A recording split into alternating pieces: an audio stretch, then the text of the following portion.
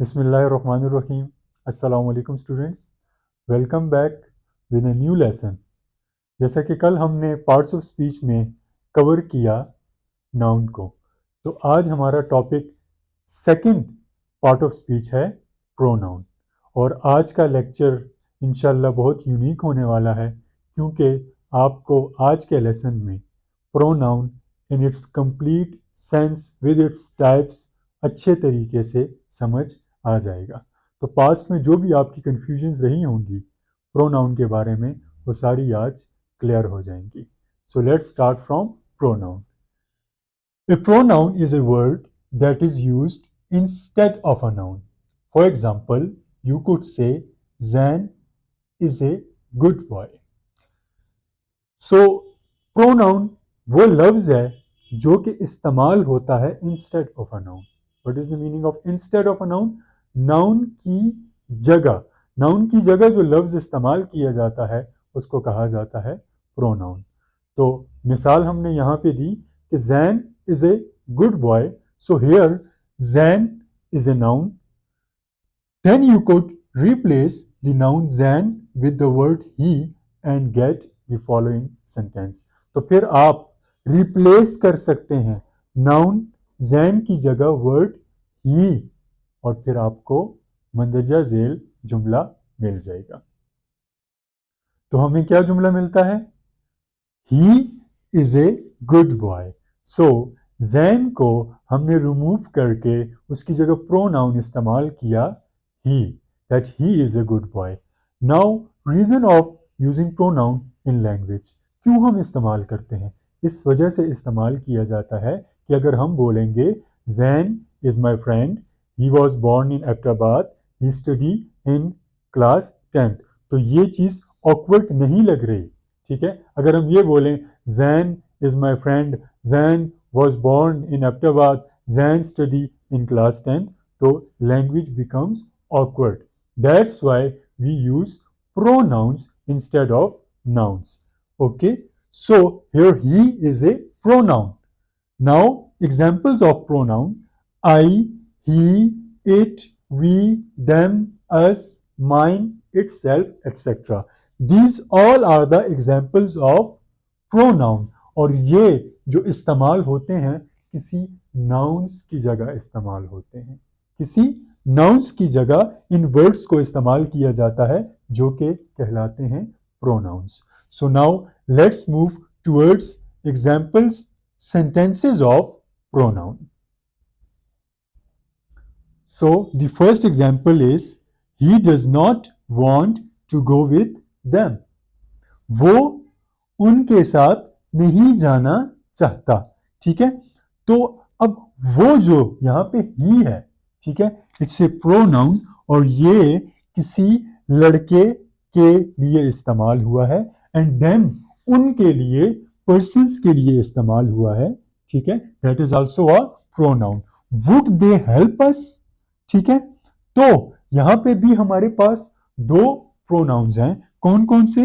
एक है दे और एक है अस, ठीक है? Who is she. अब यहां पे भी हमारे पास दो प्रोनाउंस हैं। कौन कौन से? हु और शी, ठीक है?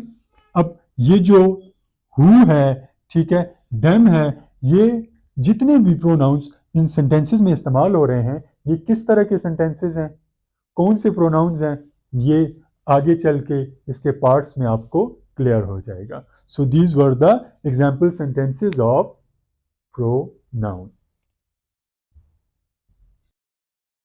So students, the first type of pronoun is personal pronouns. So what is personal pronouns? नाम से ही जाहिर है कि personal means जाती, ठीक है? And what is the function of personal pronouns? Personal pronouns represent people or things, ठीक है? तो personal pronouns जो हैं वो रिप्रेजेंट कर रहे होते हैं, बता रहे होते हैं किसके बारे में? लोगों के बारे में और चीजों के बारे में। यानी कि वो नाउन जो कि लोग होंगे या वो नाउन जो कि चीजें होंगी, उनकी जगह हम जो प्रोनाउंस यूज करेंगे that will be called personal pronouns, ठीक है? तो the personal pronouns are I, you, he, she, it, we, they, me, him, her, us, them.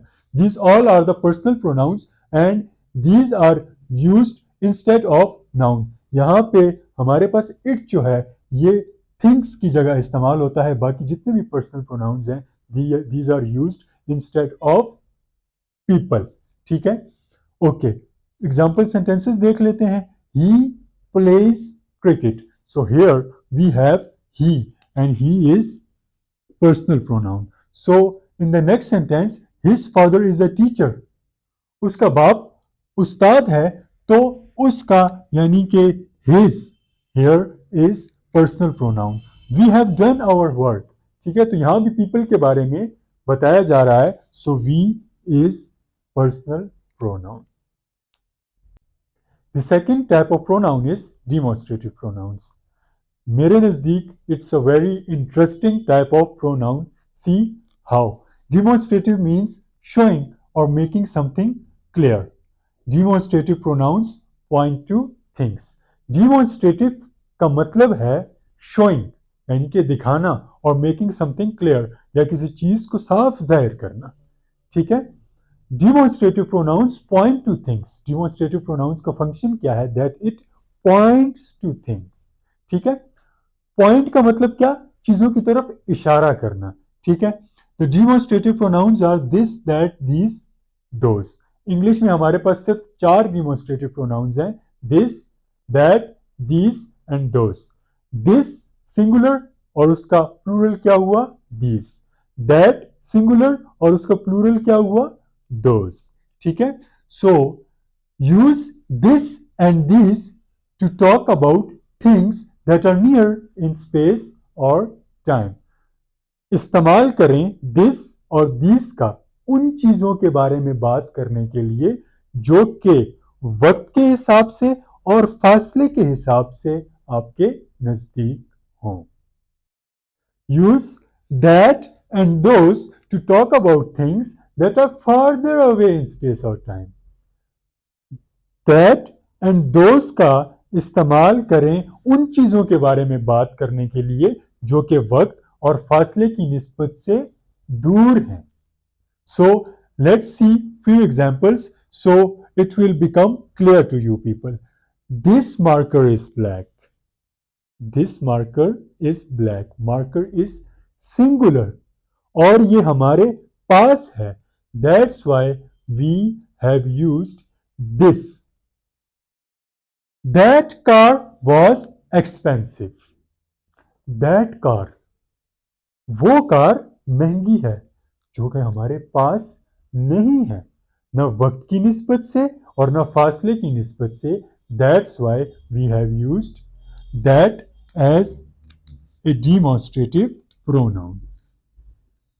So these clothes are wet. जो कपड़े हमारे पास हैं उनके बारे में बात की जा रही है और कपड़े क्या हैं? प्लूरल हैं. ठीक है.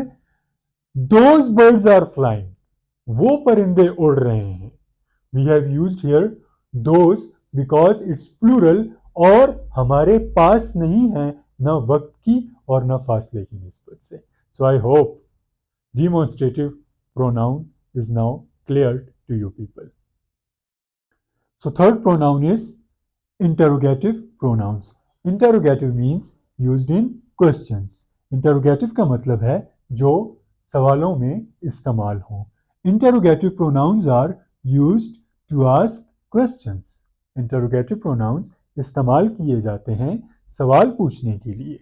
The interrogative pronouns are who, whom, whose, which and what. तो हमारे पास interrogative pronouns कौन कौन से होते हैं? Who, whom, whose, which और what होते हैं जिनकी मदद से हम सवाल पूछ सकते हैं. So use who and whom to talk about people. Who और whom का इस्तेमाल करें लोगों के बारे में बात करने के लिए. And use which and what to talk about animals and things. और which और what का इस्तेमाल करें किस बारे में बात करने या पूछने के लिए? जानवरों के बारे में या चीजों के बारे में. तो चले अब हम एग्जाम्पल्स की तरफ जाते हैं. एग्जाम्पल सेंटेंसेस कौन से हैं इंटरोगेटिव प्रोनाउंस के? Who is your brother? आपका भाई कौन है? तो जाहिर सी बात है भाई जो है ही belongs from people, that's why we used who. whom did you speak to? आपने किससे बात की? तो जाहिर सी बात है इंसान इंसान से बात करता है, so it belongs also from people, so we have used whom. Which bag did you buy? आपने कौन सा बैग खरीदा? तो बैग क्या है? चीज है, that's why we have used the interrogative pronoun which. What is this? ये क्या है? तो किसी चीज के बारे में पूछा जा रहा है, थिंग के बारे में पूछ रहे हैं, that's why we use what. The next type is possessive pronouns. So what is possessive pronouns? Possessive means showing ownership. Possessive का मतलब है मल्कियत दिखाना. So क्या मतलब इस बात का कि कोई चीज मेरी मल्कियत में है या मुझसे ताल्लुक रखती है, या कोई चीज किसी की मल्कियत या किसी से ताल्लुक रखती हो. Possessive pronouns indicate that something belongs to somebody or something. Possessive pronouns बता रहे होते हैं कि किसी चीज का ताल्लुक किसी बंदे के साथ है या किसी चीज के साथ है. The possessive pronouns are my, your, his, her, its, our, their, mine, our, and theirs. So these all are the possessive pronouns which shows ownership, यानी कि मल्कियत बता रहे हैं. So example sentences: I have lost my wallet. मैं अपना wallet यानी कि बटुआ खो चुका हूं. तो वो बटुआ किसका था? वो किसकी मलकियत था? वो मेरी मलकियत था. So my here is possessive pronoun. He married his cousin. उसने अपनी कजन से शादी की. तो वो कजन किसकी थी? उसकी थी, उससे बिलोंग करती थी. So his is possessive pronoun. This place is theirs. ये जगह उनकी है. तो किसकी मलकियत है? देयर्स, इनकी मलकियत है. Is that cat yours? क्या ये बिल्ली तुम्हारी है? तो यहाँ पे योर्स जो है वो पोजेसिव प्रोनाउन है और ओनरशिप को शो कर रहा है. The fifth part of pronoun is relative pronouns. So what is relative pronoun? ये रिश्तेदार वाला relative नहीं है, बल्कि ये connection वाला relative है. Relative means connected with something. Relative का मतलब है किसी चीज़ के साथ जुड़ा हुआ. So relative pronouns are pronouns that link different parts of a sentence. Relative pronoun वो pronoun है जो कि एक जुमले के मुख्तलिफ हिस्सों को आपस में जोड़ता है. तो इसका फंक्शन क्या है? जुमले के मुख्तलिफ हिस्सों को आपस में जोड़ना. So the relative pronouns are who, whom, which, that, whoever, etc. तो ये सारे हमारे पास रिलेटिव प्रोनाउंस हैं जो कि सेंटेंस के पार्ट्स को जोड़ते हैं. एग्जाम्पल्स की तरफ जाते हैं ताकि हमें क्लियर हो सके कि किस तरीके से ये जुमले के हिस्सों को जोड़ते हैं. So the girl who called yesterday came to see you. So यहाँ पे the girl, वो लड़की who called yesterday came to see you, जिसने कल कॉल की थी तुम्हें आज देखने आई है. तो ये दो हिस्से हैं, एक वो लड़की और फिर वो आज देखने आई है. तो इनको जोड़ा किसने? हु ने. He lives in Islamabad, which is the capital city of Pakistan. वो इस्लामाबाद में रहता है और इस्लामाबाद पाकिस्तान का कैपिटल है. तो यहाँ पर विच ने जो है इन दो टुकड़ों को आपस में जोड़ दिया. I really like the book that you gave me. मुझे वो किताब बहुत पसंद आई, तुमने मुझे जो किताब दी थी. ठीक है, तो इन दो हिस्सों को किसने जोड़ा है? दैट ने जोड़ा है. So it means that relative pronoun. The next type of pronoun is reflexive pronouns. So what is reflexive pronouns? Reflection आपने फिजिक्स में भी पढ़ा होगा. So reflexive means going back to itself. Reflexive का मतलब है अपनी तरफ वापस आना. तो लैंग्वेज में इसका क्या मकसद है? Let's see. Reflexive pronouns show that the action affects the person who performs the action. Reflexive pronouns हमें बता रहे होते हैं कि जो एक्शन है, जो काम है, वो असरअंदाज होता है उसके ऊपर जो एक्शन को परफॉर्म करता है, जो एक्शन करता है, ठीक है। यानी कि अगर मैं कोई एक्शन करूँगा तो उस एक्शन का असर मुझ पे होगा, वो मेरी तरफ वापस आएगा। सो किस तरह रिफ्लेक्सिव प्रोनाउंस जो हैं वो एंड होते हैं या सेल्फ में जब वो सिंगुलर हों और सेल्फ्स में जब वो प्लूरल हों, ठीक है। तो हमारे पास कौन कौन से रिफ्लेक्सिव प्रोनाउंस हैं? हमारे पास हैं myself, yourself, himself, herself, itself, ourself and themself, ठीक है। जैसा कि हमने ऊपर कहा कि सेल्फ इस्तेमाल होता है सिंगुलर के लिए, तो ये ऊपर जितने भी हैं ये तमाम क्या हैं? सिंगुलर हैं और इनके एंड में इस्तेमाल हुआ है सेल्फ। और आवर सेल्फ्स और देम सेल्फ्स, आवर और देम ये दोनों क्या हैं? प्लूरल हैं जिनके साथ सेल्फ्स का इस्तेमाल किया गया है। अब एग्जाम्पल सेंटेंसेस की तरफ जाते हैं और देखते हैं किस तरह एक्शन जो है वो असरअंदाज होता है परफॉर्म करने वाले के ऊपर। सो ही कट हिमसेल्फ व्हाइल शेविंग, तो वो जब शेव कर रहा था तो उसने खुद को कट लगा दिया। तो जब उसने कट लगाया तो जख्म किसका बना? उसका बना, ठीक है। ब्लीडिंग किसकी हुई? उसकी हुई। दर्द किसको हुआ? उसको हुआ। सो एक्शन जिसने किया उसी पे असरअंदाज हुआ, उसी पे उसका असर हुआ। So himself is reflexive pronoun. I sent myself to bed, मैंने खुद को बेड पे भेजा, यानी कि बेड पे जब मैंने खुद को भेजा तो बेड पे कौन पहुंचा? मैं पहुंचा, ठीक है। वो जो एक्शन बेड पे भेजने का हुआ वो असरअंदाज किस पे हुआ? बेड पे कौन पहुंच गया? मैं। So here myself is reflexive pronoun. We must help आवर सेल्व्स, हमें एक दूसरे की मदद करनी चाहिए। तो जब हम एक दूसरे की मदद करेंगे तो इस एक्शन का असर किस पे होगा? हमारे ऊपर होगा, मदद हमारी ही होगी। So ourselves is reflexive. She trusts herself, वो खुद पे यकीन रखती है। तो जब वो खुद पे यकीन रखती है तो यकीन किस पे हो रहा है? एक्शन जो है वो जो परफॉर्म कर रही है अफेक्ट किसको कर रहा है? उसी को कर रहा है। So herself is reflexive pronoun. I think that it should be now cleared to you people. The seventh type of pronoun is intensive pronouns. So what is intensive pronouns?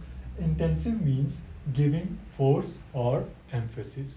Intensive का मतलब है जोर देना, force का मतलब भी जोर देना है और emphasis का मतलब भी जोर देना है, ठीक है। तो an intensive pronoun is a pronoun used for emphasis. एक intensive pronoun वो pronoun है जो कि जोर देने के लिए इस्तेमाल होता है। किस चीज़ के ऊपर जोर देने के लिए इस्तेमाल होता है? So in other words, अगर दूसरे अल्फाज में देखा जाए, intensive pronouns emphasize the subject of the sentence. तो इसका फंक्शन क्या है कि ये जोर देता है सब्जेक्ट के ऊपर। सब्जेक्ट कौन है? काम करने वाला है। तो किसी भी जुमले में जो काम करने वाला है उसके ऊपर इंटेंसिव प्रोनाउन जोर देता है। Keep in mind one thing students, कि इनको बिल्कुल उसी तरीके से लिखा जाता है जैसे कि हमने रिफ्लेक्सिव प्रोनाउंस को लिखा। जैसे कि आप देख सकते हैं इंटेंसिव प्रोनाउंस कौन से हैं? Myself, yourself, himself, herself, itself, ourself, themself. तो यही हमारे पास रिफ्लेक्सिव प्रोनाउंस में भी आते हैं, लेकिन वहाँ फंक्शन डिफरेंट था और यहाँ पर फंक्शन डिफरेंट है। वहाँ पर फंक्शन क्या था कि the action affects the person who performs the action, ठीक है। जिसने एक्शन किया उस पे उसका असर हुआ और यहाँ पर सब्जेक्ट के ऊपर जोर दिया जा रहा है। तो अब एग्जाम्पल सेंटेंसेस में हम देखते हैं कि किस तरह रिफ्लेक्सिव प्रोनाउन से इंटेंसिव प्रोनाउन का फंक्शन डिफरेंट है। So I myself bake the cake, मैंने खुद केक पकाया, ठीक है। तो अब सब्जेक्ट जो है वो अपने ऊपर जोर दे रहा है कि मैंने खुद, ठीक है। आई मैंने, माई सेल्फ खुद केक पकाया, ठीक है। तो यहाँ पे माई सेल्फ क्या हुआ? इंटेंसिव प्रोनाउन हुआ। Have you yourself been there, क्या तुम खुद वहां थे? तो यू क्या है, सब्जेक्ट है, तो यहाँ योरसेल्फ के जरिए इस सब्जेक्ट के ऊपर जोर दिया जा रहा है, ठीक है। We will do it ourselves, हम इसको खुद कर लेंगे। तो यहाँ पे सब्जेक्ट कौन है, हम खुद हैं, ठीक है। तो इस तरीके से इस खुद के ऊपर जोर दिया जा रहा है, सब्जेक्ट के ऊपर जोर दिया जा रहा है कि ये काम हम खुद कर लेंगे। Understand? The next type is reciprocal pronouns. So what is reciprocal pronouns? Reciprocal means that two people or groups do the same thing to each other. They treat each other in the same way. तो क्या मतलब हुआ कि दो लोग या groups यानी कि ग्रुप एक दूसरे के साथ एक जैसा काम कर रहे हों, वो एक दूसरे के साथ एक जैसा रवैया इख्तियार कर रहे हों। कैसे? Let's see. For example, Tom loves Jerry and Jerry loves Tom. तो एक जैसा रवैया अख्तियार किया जा रहा है, दोनों एक दूसरे से मोहब्बत करते हैं, बट हमने इनको दो जुमलों में लिखा है, Tom loves Jerry and Jerry loves Tom. So we can say Tom and Jerry love each other. Reciprocal pronoun each other का इस्तेमाल करके हमने दो जुमलों को एक कर दिया और हमने कहा Tom and Jerry love each other, ठीक है। So there are two reciprocal pronouns in English. English में हमारे पास दो रेसिप्रोकल प्रोनाउंस होते हैं। पहला कौन सा है, ईच अदर, और दूसरा कौन सा है, वन अनदर, ठीक है। So in example sentences we can see that the cat and dog like each other. Cat and dog एक दूसरे को पसंद करते हैं। अब अगर ऊपर चले जाएं तो हम इसको ऊपर किस तरह कहते हैं, हम कहते हैं the cat like dog and the dog like cat. तो ये सेंटेंस लंबा हो जाता, तो रेसिप्रोकल प्रोनाउन का इस्तेमाल करके हमने इसको छोटा कर दिया, because they are treating in the same वे।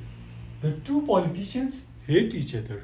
दो सियासतदान एक दूसरे से नफरत करते हैं, एक भी नफरत करता है, दूसरा भी नफरत करता है, दोनों का रवैया एक है, एक जैसा काम कर रहे हैं। So each other is reciprocal pronoun. They can't hear one another. वो एक दूसरे को नहीं सुन पा रहे, ना ये सुन पा रहा है ना वो सुन पा रहा है। So they both are doing same thing, so here one another is reciprocal pronoun. The last type of pronouns is indefinite pronouns. So indefinite, I think आपने मैथमेटिक्स में भी पढ़ा होगा। So indefinite means not exact, not limited, ना मखसूस और ना ही महदूद, यानी कि लामहदूद। कोई मखसूस भी नहीं होता और कोई लिमिट भी इसकी नहीं होती। So indefinite pronouns are pronouns that do not refer to any specific person or thing. तो इनडेफिनेट प्रोनाउंस कौन से प्रोनाउंस होते हैं जो कि हवाला नहीं देते किसी ख़ास बंदे का या किसी ख़ास चीज़ का, ठीक है।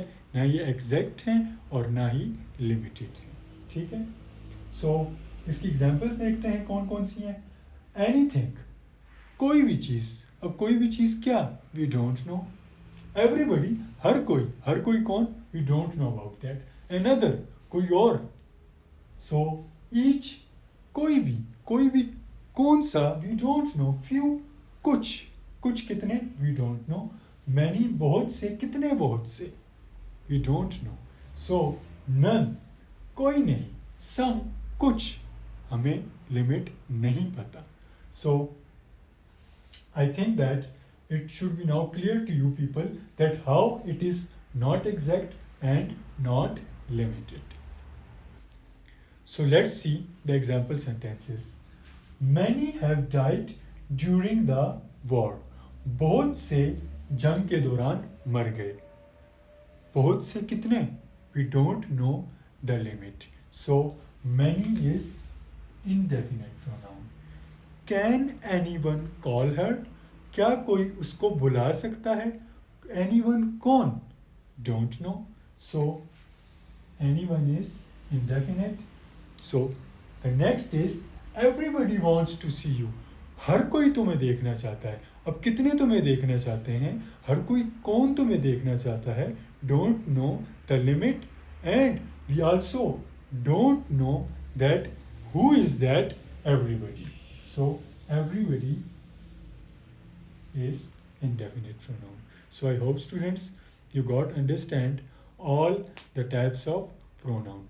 So inshallah in tomorrow's lesson we will go for the third part of speech. So stay connected and subscribe my channel. Thank you so much.